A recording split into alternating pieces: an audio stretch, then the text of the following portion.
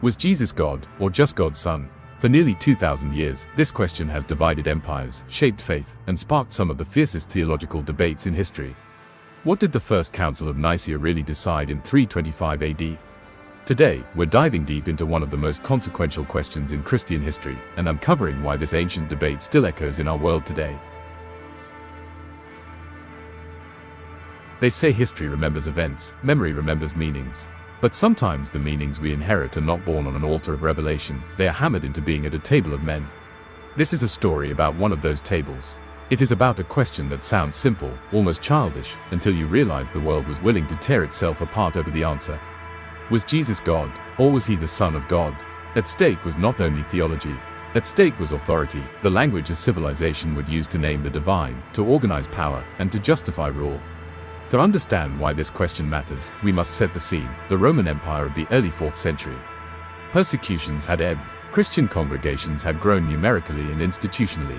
Constantine the Great, having legalized Christianity in 313, now faced the practical problem that Christians were not unanimous even about the identity of the one they confessed. A rumor of schism could become civil disorder. So the emperor, not a priest, not a bishop, convened a council at Nicaea in 325 AD to settle a theological dispute that had become dangerously political.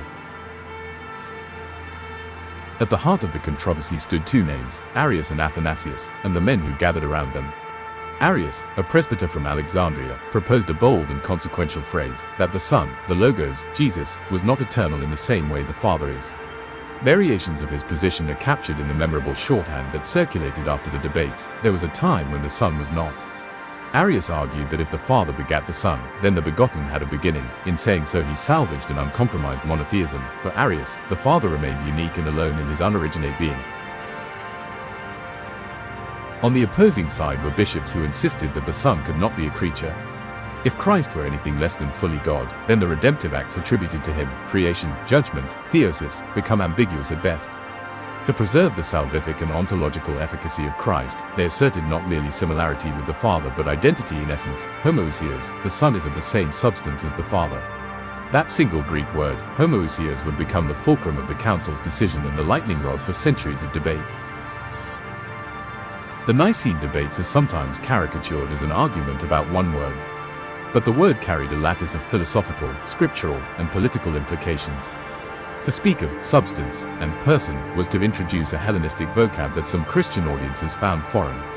Yet the vocabulary mattered. Homoousios was meant to deny any ontological gap between Father and Son. The Son was not made, not fashioned, not created. The Son shared the uncreated life of God. By contrast, Arius's position rendered the Son a derivative reality, divine in rank perhaps, but ontologically dependent.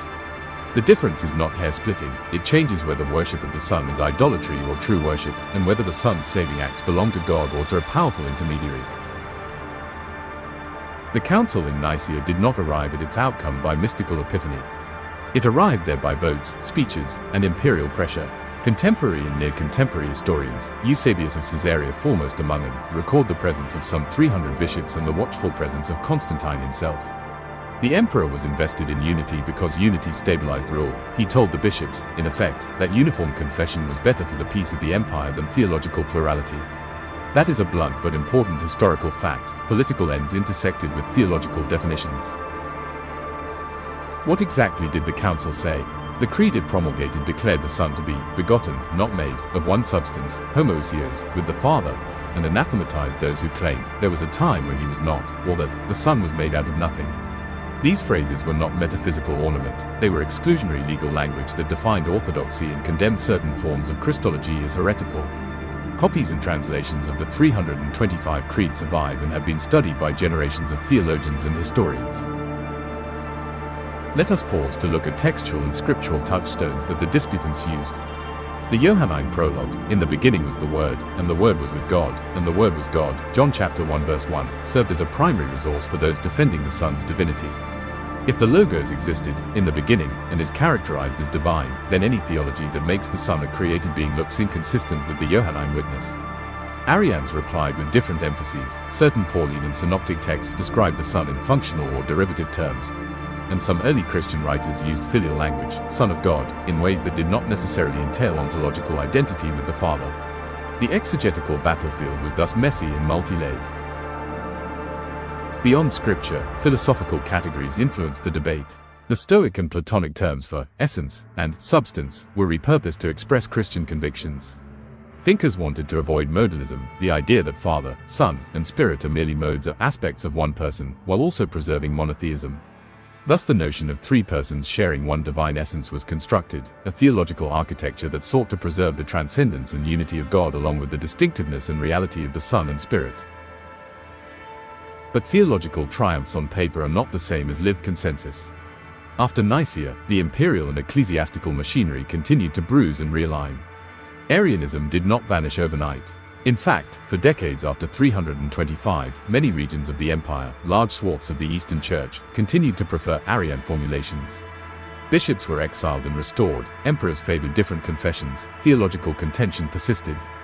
Nicaea marked a decisive turn in the legal shaping of orthodoxy, not an instantaneous settling of hearts.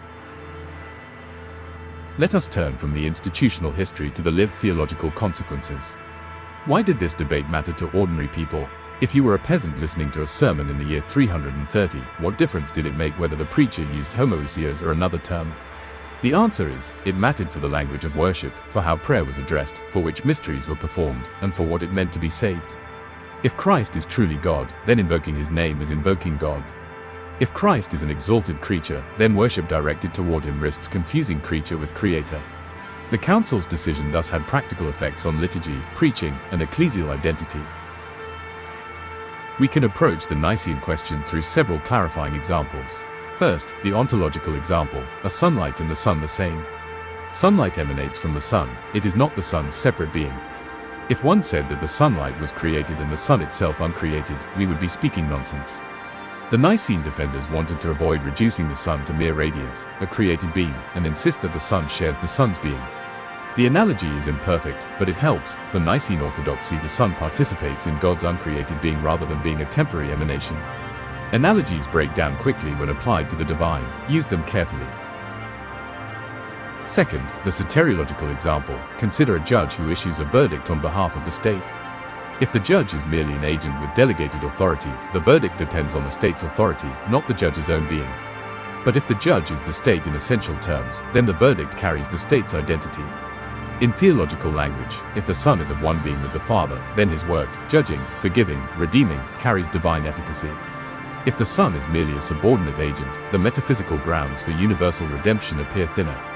This is why defenders of homoousios insisted that Christ's divinity is not a matter of rank but a being. Third, the historical political example. Imagine an empire trying to unify people under a shared creed. If the creed has ambiguous placeholders, factionalism will reinterpret the gaps. The phrasing, begotten, not made, is, in part, a rhetorical attempt to close those gaps. Constantine and his advisors recognized that a crisp statement could help stabilize the polity, even if the consensus was achieved under pressure. In short, theological clarity was a tool of governance as much as of devotion. What of Arius himself? We should be careful with caricature. Arius was not a mere provocateur, he offered a theologically consistent alternative that aimed to preserve monotheism and respond to perceived abuses. His language had historical antecedents in Christian thinkers who used filial metaphors differently. Yet the council judged his configuration unacceptable for the public faith that would bind the church. Why? Because his view, critics said, placed the Son on the wrong side of the creator-creature divide. The anathemas pronounced at Nicaea were not solely about intellectual disagreement, they were judgments about what could be tolerated in communal confession. Let us step back and ask a contemporary question: does the Nicene decision solve the metaphysical problem? Not entirely. The Council's definition is a creed, a boundary marker, not a metaphysical treatise that resolves every philosophical implication. Over the centuries, theologians would invent finer categories: person, relation, procession, and councils would refine language. Nicaea provided a decisive vector: the Son is not a creature. But how exactly Father, Son, and Spirit relate remains a mystery that theologians have wrestled with ever since. That wrestling is part of the history of doctrine. It is a conversation with roots, branches, and thorns. Finally, for you, the viewer, the listener, the curious person, what is gained by understanding this history? First, an appreciation for how doctrines are formed, often imperfectly, under pressure, and shaped by institutions. Second, the reminder that seemingly abstract theological words shape lived reality: prayer, worship, identity, politics. Third, the encouragement to read the sources. Don't take the verdict of men as the only voice. Look at the creeds, read the historians, consult contemporary scholarship. In the end, the question, was Jesus God, or God's Son, is not resolved by a soundbite. It is a door into centuries of worship, argument, exile, and reconciliation. The Creed of Nicaea is not simply a historical curiosity, it is the language still prayed in churches across the world, the echo of an ancient hall where men argued about infinity and power. And it reminds us of an uncomfortable truth: the language we use for ultimate realities is often the product of very human processes, votes, rhetoric, and the pressing demands of rule.